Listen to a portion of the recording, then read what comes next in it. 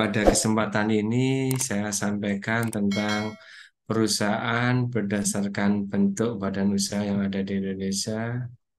Perusahaan adalah tempat memproduksi barang dan atau jasa guna memenuhi kebutuhan masyarakat luas.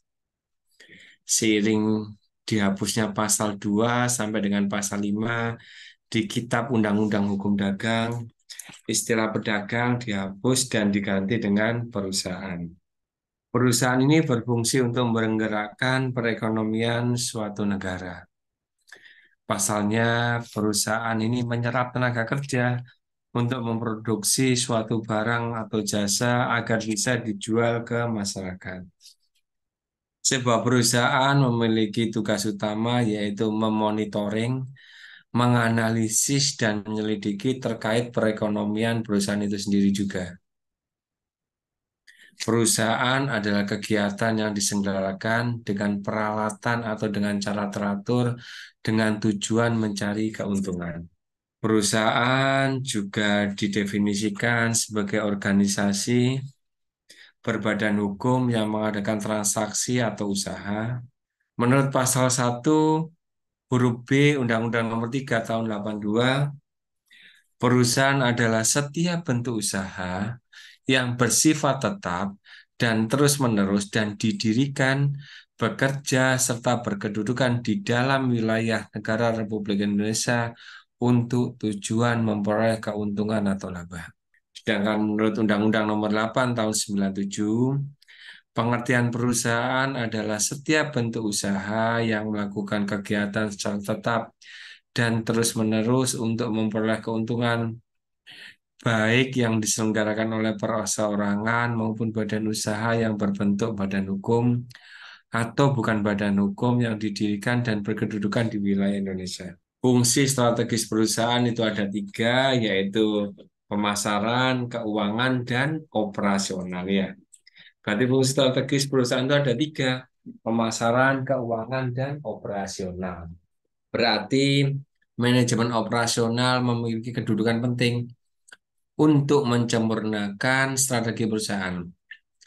Juga memiliki kepentingan untuk memastikan perusahaan dapat bertahan jangka panjang dalam kondisi yang baik. Sesuatu dapat disebut sebagai perusahaan apabila memenuhi unsur-unsur berikut. Pertama, adanya kegiatan produksi yang bersifat tetap dan berlangsung terus-menerus. 2, dijalankan secara terang-terangan. 3, diadakan pembukuan untuk transparansi keuangan dan pemungutan pajak. Kalau transparansi keuangan ini ya rata-rata perusahaan itu ataupun misalkan rumah makan atau serba di teman-teman saya perhatikan dia memiliki 3 keuangan. Keuangan yang pertama untuk perbankan, keuangan kedua untuk pajak, dan keuangan 3 itu asli. Untuk perbankan itu biasanya transaksi dibuat gede agar saat di appraisal, saat dinilai oleh bank, saat kita melakukan pinjaman, mendapat pinjaman yang besar. Sedangkan di saat untuk pajak dibuat transaksi sekecil mungkin untuk mengurangi nilai pajak. Sedangkan akuntansinya yang normal itu untuk laporan keuangan murni. Yang keempat, bertujuan mencari keuntungan ataupun laba. Dengan demikian, pengertian perusahaan adalah badan hukum yang dibentuk untuk menjalankan bisnis komersial. 3 fungsi dasar perusahaan dalam bisnis. Pertama, pemenuhan kebutuhan dan kepuasan masyarakat. 2, memperoleh keuntungan. 3, tanggung jawab sosial. The ultimate objective of every firm must to be satisfy the needs of its customer. Fungsi manajemen dalam sebuah organisasi adalah pertama sebagai perencanaan, kedua pengorganisasian, ketiga pengarahan, keempat koordinasi, dan yang kelima adalah pengendalian. Kita bahas yang pertama tentang perencanaan. Salah satu 5 fungsi manajemen yang penting adalah perencanaan atau planning. Manajemen berfungsi untuk memberikan arahan, koordinasi, dan pengendalian yang baik berdasarkan rencana yang sebelumnya telah ditetapkan. Namun, dalam menjalankan proses manajemen, perencanaan yang dibuat tidak harus mutlak dijalankan. Bisa saja perencanaan tersebut berubah sesuai dengan kondisi yang ada.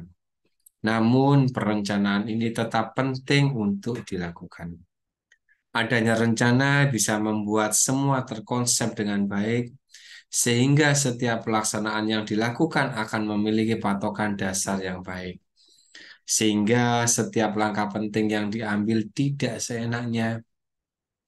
Rencana yang baik juga memungkinkan tujuan dari organisasi atau perusahaan dapat tercapai.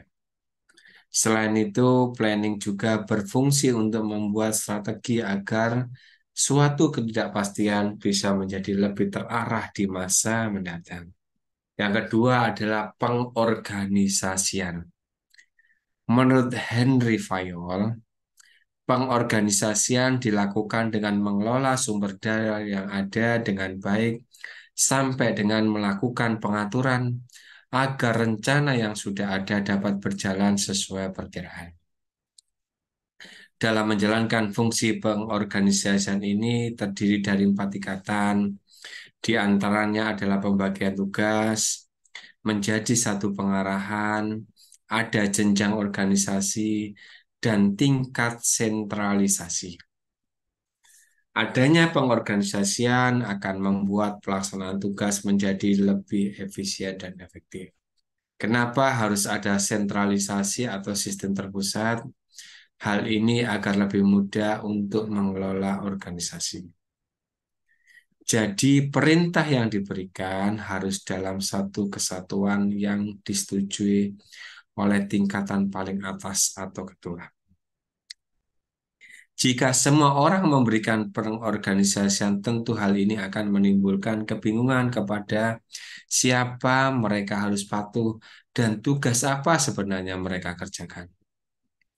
Lain halnya jika pengorganisasian tersebut dilakukan secara terpusat, sehingga setiap orang lebih mudah untuk menjalankan tupoksinya sesuai yang diberikan oleh yang berwenang tersebut.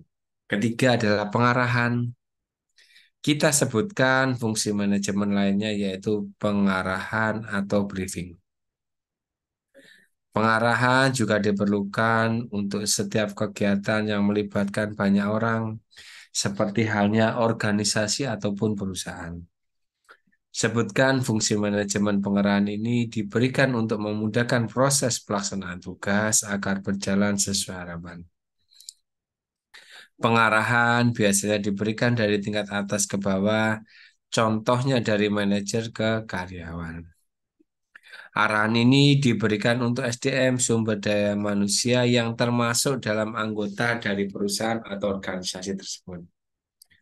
Adanya briefing sebelumnya juga meminimalkan resiko kesalahan yang dilakukan oleh karyawan. Yang keempat adalah koordinasi. Fungsi-fungsi manajemen yang tak kalah pentingnya adalah bertujuan untuk koordinasi, coordination atau menjelaskan kegiatan.